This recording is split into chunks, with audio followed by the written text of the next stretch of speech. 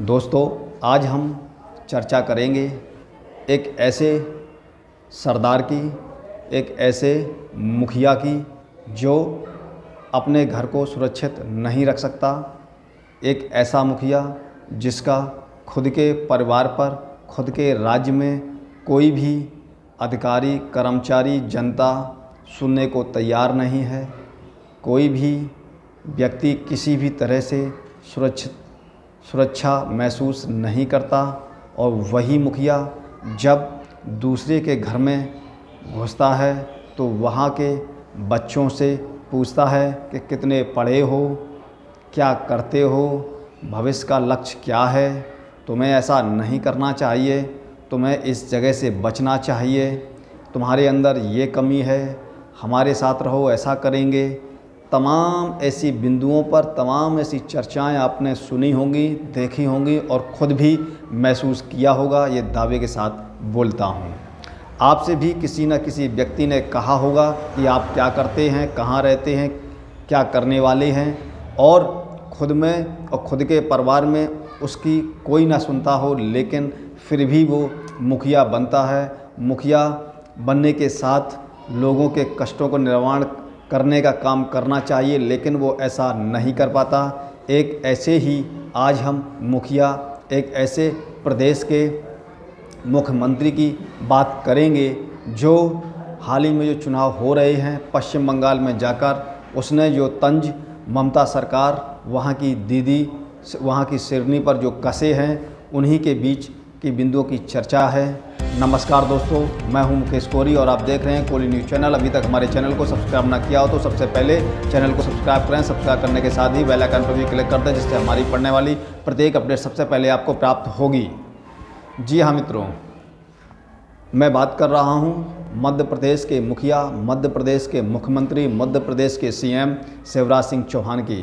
जिस प्रकार से शिवराज सिंह चौहान 20 मार्च को पश्चिम बंगाल में जनसभाओं को संबोधित करते हैं, 2 जनसभाओं को संबोधित करते हैं, और उन जनसभाओं में वो पश्चिम बंगाल की वहाँ की जो सरकार है उस सरकार पर तंज कसते हैं, उस सरकार के बुराइयों पर वो तंज कसते हैं और जनता को बताते हैं कि ये कमी आपकी ममता सरकार में है, ममता दीदी में है। इन्हीं कमियों से बचने के लिए भाजपा की सरकार को आपको चुनना है। इस प्रकार से वो अपील करते हैं। और वो जो भाजपा के प्रत्याशी हैं अशोक डिंडा के चुनावी जनसभा में उनके समर्थन के लिए वो पश्चिम बंगाल गए थे। मध्य प्रदेश आए दिन किसान फांसी लगाकर मरते हैं। में जो गरीब किसान होते हैं उन गरीब किसानों की ज़मीन पर किस प्रकार से बाहुबल लोग या बड़े प्राइवेट कंपनी वाले लोग कब्जा करते हैं, और वहाँ का मुखिया कुछ नहीं कहता है। वहाँ का मुखिया जांच और समिति बनाने की भी चर्चा नहीं करता है। फिर दूसरी ओर उसी प्रदेश में जो स्कूल होते हैं, प्राइमरी के स्कूल होते हैं, और स्कूलों में जिस प्रकार से सभी समाज के लोग पढ़ने जाते हैं, और भाजपा की एक नीति है कि चुनाव के समय में जितने भी जातियां हैं, चाहे वो एससी हो, चाहे बीसी हो, चाहे किसी भी कैटेगरी का हो, चाहे वो हिंदू हो, चाहे वो मुसलमान हो, चाहे वो जैन हो, चाहे ईसाई हो, सभी को कहते हैं कि एक माला में पुरोइए। और हिंदुओं की बात करते हैं तो हिंदुओं में भी कई जातियां हैं। खासकर दलितों को वो हिंदू बताकर वोट लेने का प्रयास करते हैं, लेकिन मध्य प्रदेश में उन्हीं दलितों के बच्चों को स्कूल में पानी नहीं पीने दिया जाता। इस तरह की खबरें मीडिया में आपने देखी होंगी और पढ़ते होंगे। और जिस प्रकार से उत्तर प्रदेश में जो माँ और बेटी पर अत्याचार हो रहे हैं, उसी प्रकार से मध्य प्रदेश में भी बेटियों पर सबसे अधिक अत्याचार होने के रिकॉर्ड हो रहे हैं। लेकिन फिर भी शिवराज सिंह चौहान अपने राज्य को नहीं संभाल पा रहे, लेकिन पश्चिम बंगाल में जाकर ममता सरकार में कमियां निकालकर उनके लोगों को बताते हैं। तो पश्चिम बंगाल के लोगों के सिर से ये बात समझ में नहीं आती है और वो खोपड़ी खुजलाते रहते हैं, हाँ हाँ करते हैं। कुछ तो यहाँ तक कह देते हैं कि यहाँ की शेरनी ममता दीदी है जिसको कोई हिला नहीं सकता। ये पश्चिम बंगाल के लोग कहते हैं। जिस प्रकार से शिवराज सिंह चौहान ने जो अपनी अमर्यादित भाषा से दीदी शब्द की जो उन्होंने डेफिनेशन दी, दीदी शब्द को जिस प्रकार से उन्होंने परिभाषित किया, ये कुछ अच्छा नहीं लगा, ना पश्चिम बंगाल को अच्छा लगा, ना इस देश के लोगों को अच्छा लगा। फिर उसके बाद उन्होंने टीएमसी का जो अर्थ बताया है और ये वहाँ पर परिभाषा देते हैं उन्होंने। मैं सबसे पहले बात करता हूँ टीएमसी की। इन्होंने टीएमसी का क्या अर्थ बताया है। इन्होंने टीएमसी की फुल फॉर्म अपने शब्दों में बताई है, लेकिन मैं आपको टीएमसी की फुल फॉर्म बता देता हूँ, तृणमूल कांग्रेस। लेकिन सीएम शिवराज सिंह चौहान ने टीएमसी का क्या फुल फॉर्म बताया है वो मैं आपको बताता हूँ। उन्होंने टी का अर्थ टेरर बताया है। टेरर का मतलब होता है आतंकवाद, और उन्होंने कहा है कि टीएमसी का पहला ही अक्षर आतंकवाद से संबंधित है, तो इस प्रदेश में आतंकवादी घटनाएं ज़्यादा हो रही हैं। फिर उन्होंने एम का अर्थ बताया है मर्डर। मर्डर का मतलब होता है हत्याएं।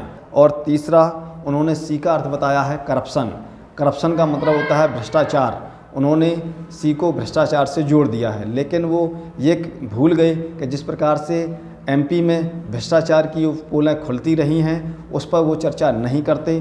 किस प्रकार से केंद्र पर भी भ्रष्टाचार के आरोप लग रहे हैं, करप्शन में डूबी हुई है, अगर नहीं डूबी है तो जिस प्रकार से बड़े बड़े मंचों के माध्यम से देश के प्रधानमंत्री जी ने कहा था, जो भाजपा से ही हैं, कि मैं प्रत्येक व्यक्ति को 15 लाख रुपए दूंगा अगर देश में काला धन आता है। जब देश में काला धन आ भी गया, काला धन पता नहीं चला वाइट मनी बन के कहाँ चला गया, लेकिन किसी भी व्यक्ति के खाते में 15 लाख रुपए नहीं आए। करप्शन ये है, या करप्शन आप पश्चिम बंगाल में किस करप्शन की बात कर रहे हैं, ये पश्चिम बंगाल के लोगों को समझ में नहीं आया। जो वर्तमान इस देश की जो संस्कृति है, इस संस्कृति को भी शिवराज सिंह चौहान ने तार तार कर दिया। ये वही लोग हैं जो संस्कृति की रक्षा करने की बात करते हैं, उसका ठेकेदार बनते हैं, लेकिन दीदी शब्द का इन्होंने जो अर्थ यहाँ बताया है उस पर इन्होंने दीदी शब्द को शर्मसार कर दिया है। और इन्होंने दीदी शब्द का पहला अक्षर डी, इन्होंने डी का अर्थ डिक्टेटर बताया है। डिक्टेटर का मतलब होता है तानाशाह। ये वहाँ की जनता से बोल रहे हैं कि ममता सरकार बंगाल के लिए तानाशाह के रूप में काम कर रही है, लेकिन ये कहना भूल गए कि अगर ममता सरकार पश्चिम बंगाल में तानाशाह है तो आज देश पर, जो देश के प्रधानमंत्री, वो किसान बिल, CAA, अर्थव्यवस्था जैसे निजीकरण जैसे बिंदुओं पर अपनी तानाशाही दिखा रहे हैं। ये वहाँ के लोग चर्चा कर रहे हैं। उसके बाद इन्होंने आई का अर्थ बताया है इनसेंसिटिव। इनसेंसिटिव का मतलब होता है असंवेदनशील, ऐसा क्षेत्र जहां कभी भी घटना घट सकती है। कि जब तक पश्चिम बंगाल में ममता सरकार हैं, ममता दीदी मुखिया CM हैं, तो पश्चिम बंगाल इनसेंसिटिव है। यहां कब कौन घटना घट जाए कोई पता नहीं। देश ये पूछना चाहता है भाजपा के लोगों से, भाजपा के नेताओं से, क्या इस तरह के शब्दों का उपयोग करके विकास को बनाया जा सकता है? क्या विकास को ऐसे शब्दों का प्रयोग करके बढ़ाया जा सकता है? ये केवल और केवल एक व्यक्तिगत हमला शब्दों से के माध्यम से चुनावों में हो रहा है, क्योंकि भाजपा के पास विकास की बातें कहने के लिए कुछ नहीं है। ये वहाँ के लोग बोल रहे हैं। फिर इन्होंने डी का अर्थ बताया है डीड ऑफ इंस्प्रेसिंग फियर, मतलब भय के लिए काम करने वाले लोग। इनका कहने का मतलब था मंच के माध्यम से कि दीदी का एक अर्थ ये भी है कि वो पश्चिम बंगाल में भय फैलाने का काम कर रही हैं, भय को उत्पन्न करने का काम करने वाली।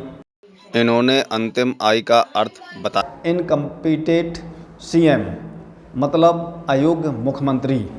इन्होंने साबित कर दिया कि ममता सरकार पश्चिम बंगाल के लिए अयोग्य मुख्यमंत्री है, जबकि उसके राज्य में 10 वर्षों में वहाँ पर जिस प्रकार से रोज़गार उत्पन्न हुए हैं, जिस प्रकार से उन्होंने सरकारी विभागों में रोज़गार दिया है, जिस प्रकार से उन्होंने वहाँ के गरीब मजदूर लाचार लोगों की जो मदद की है, जो सहयोग, जो उनके लिए संशोधन और नियम बनाए हैं, पश्चिम बंगाल उन नियमों को गा रहा है। लेकिन मध्य प्रदेश के मुखिया खुद के घर को नहीं संभाल सकते और वो दूसरे के घर में ताक झांक कर रहे हैं। सबसे अगर इनके मंच के माध्यम से इन्होंने जो दीदी शब्द का जो डेफिनेशन दी है, वो कहीं ना कहीं देश की संस्कृति, भाई और बहन के बीच में जो दीदी शब्द का उपयोग होता है उस पर कटाक्ष हमला किया है, जिससे पश्चिम बंगाल के लोग भाजपा से बेहद नाराज़ नज़र आ रहे हैं। उन्होंने कहा ऐसी भाषा का उपयोग यहाँ नहीं करना चाहिए था। उसके बाद वो यहीं नहीं रुके और वो हमलावर होते हुए सीएम शिवराज सिंह चौहान ने कहा कि जिस प्रकार से 1906 में अंग्रेज़ों ने पश्चिम बंगाल को देश से विभाजन किया था, ठीक आज वर्तमान के समय में पश्चिम बंगाल के लोगों को सुख, चैन और उनकी समृद्धि का विभाजन ममता सरकार कर रही है। अगर इससे आपको निकलना है, अपने पश्चिम बंगाल को बचाना है, तो हिंदू और मुस्लिम को एक होना चाहिए। अब ये समझ में नहीं आता कि केंद्र का ध्रुवीकरण हिंदू और मुस्लिम की ही राजनीति पर चुनाव जीतना चाहता है और उनके ही सीएम, उनके ही स्टार प्रचारक शिवराज सिंह चौहान ये कह रहे हैं कि हिंदू और मुस्लिम एक होना चाहिए। ये द्विभाषीय जो भाजपा की अलग अलग बातें जो उसे मंच पर समझ में आई, ये कुछ पश्चिम बंगाल नहीं समझ पाया। इसके बाद ममता सरकार भी शांत नहीं रही और उन्होंने सीधे अपनी रैलियों के माध्यम से भाजपा के जो मुख्य पहिया हैं, जो मुख्य केंद्र बिंदु है, मोदी पर ही हमला किया है। उन्होंने कहा है कि जो लोग हिंदू और मुस्लिम के बीच में खाई पैदा कर रहे हैं, आज वही लोग यहाँ पर खाई पैदा करने के बाद हिंदू और मुस्लिम को एक होकर वोट मांगने की दुहाई कर रहे हैं। आपने मुझे सुना, बहुत बहुत धन्यवाद। जय भारत, जय भीम।